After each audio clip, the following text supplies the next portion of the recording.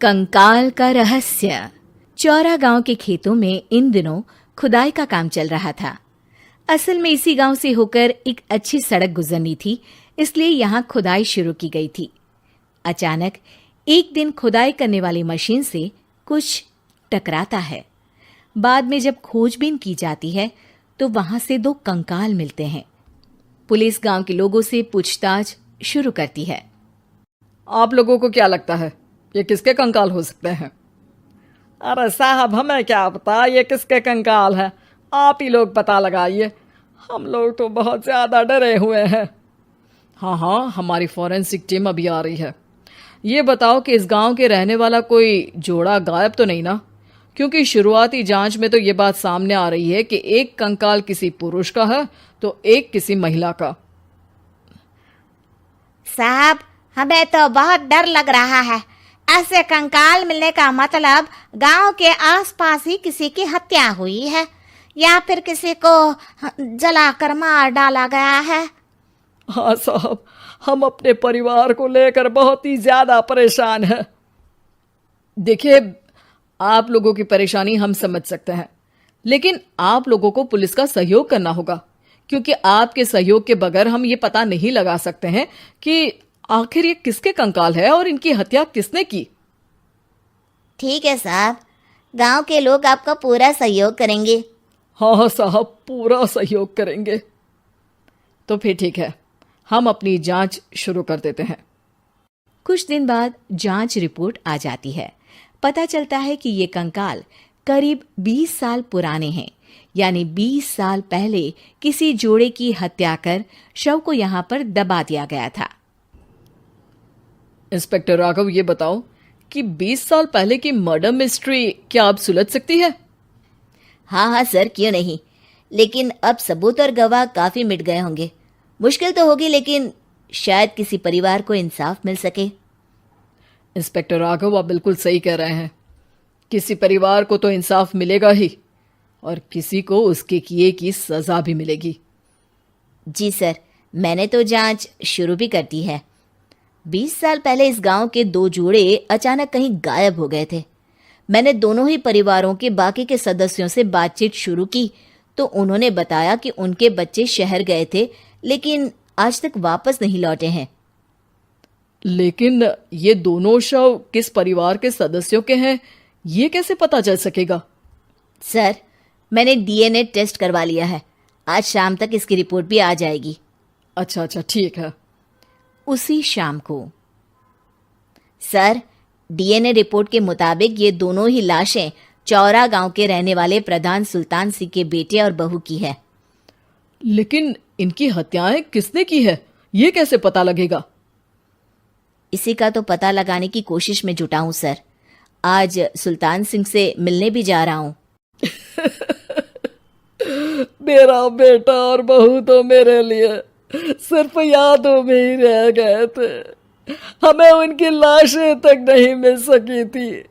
आज 20 साल बाद उनके कंकाल मिले हैं।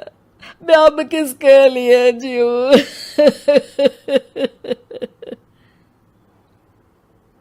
लेकिन सर, क्या आपकी किसी से कोई दुश्मनी थी? अपने बेटे बहू की हत्या के लिए आप किसे जिम्मेदार मान रहे हैं? अब मैं किसका नाम बोलूं? मेरी तो किसी से दुश्मनी नहीं थी, बस मेरे बेटे बहू को कोई वापस ला पाता।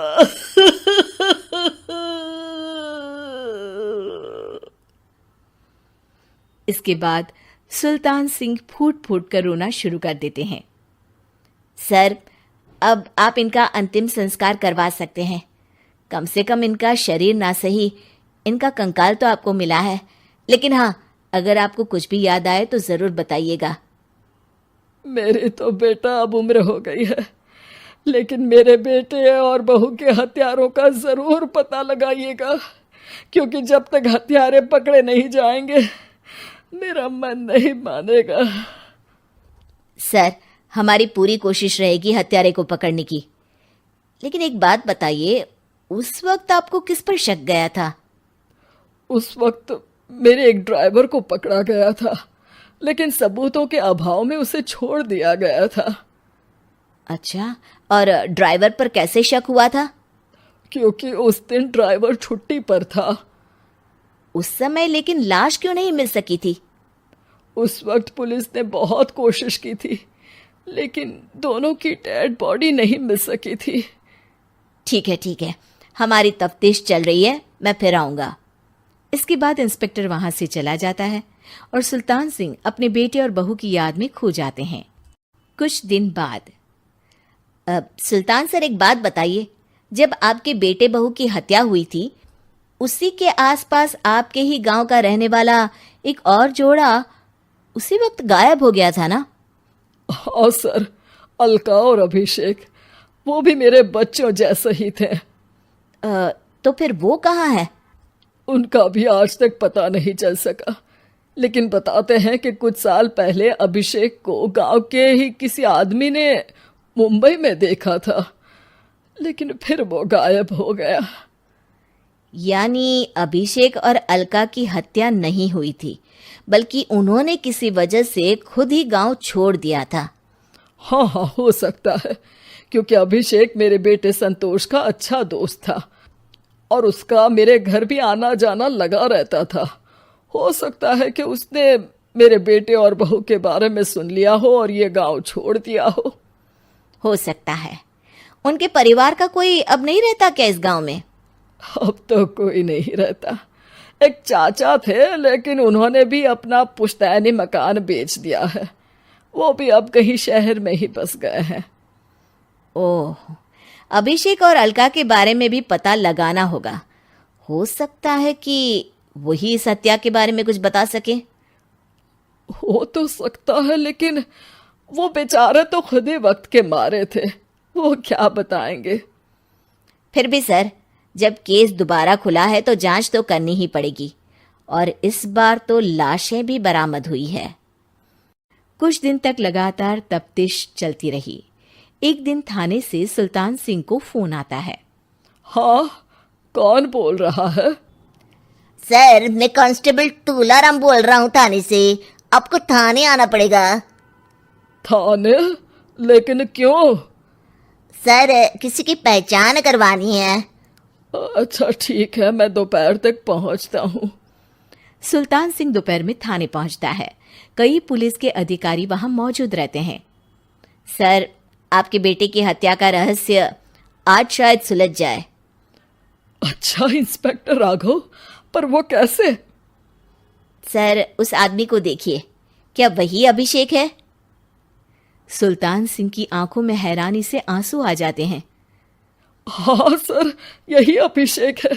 ये आपको कहाँ से मिला? सिर्फ अभिषेक ही नहीं, बल्कि इसकी पत्नी अलका भी इसके साथ है। मैडम, जरा अभिषेक की पत्नी को लाइए। जैसे ही अलका को पेश किया जाता है, सुल्तान सिंह जमीन पर गिर जाते हैं। सुल्तान सर, क्या हुआ आपको? आप अलका को देखकर गिर क्यों गए? सुल्तान सिंह सर पकड़कर बैठ जाते हैं। ये अलका नहीं, बल्कि ये तो मेरी बहू रितु है। पूरा थाना एक दूसरे का मुंह देखने लगता है। क्या? इसके बाद हर किसी को दो कंकाल और हत्या का रहस्य समझ में आ गया।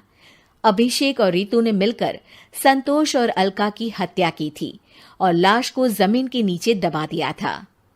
आज 20 साल बाद इस हत्या का रहस्य खुल सका था कि अवैध प्रेम संबंध में 2 मासूमों की जान गई थी।